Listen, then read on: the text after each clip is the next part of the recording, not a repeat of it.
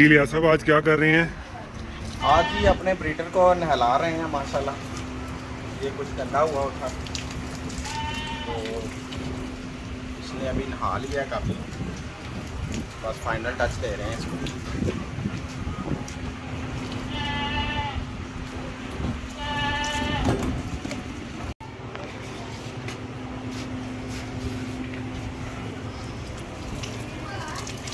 गर्म नहीं है बाबू?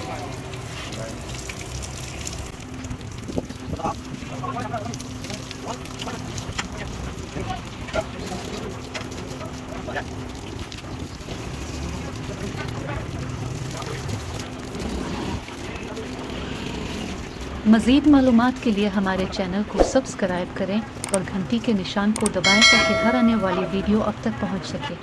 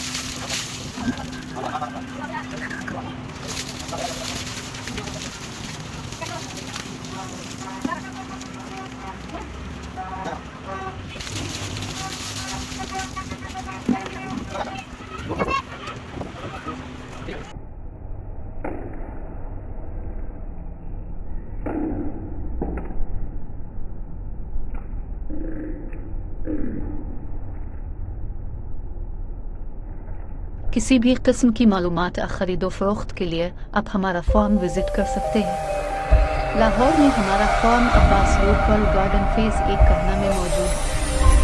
आप हमारे नंबर 0300411237 9 पर रब्ता कर सकते हैं।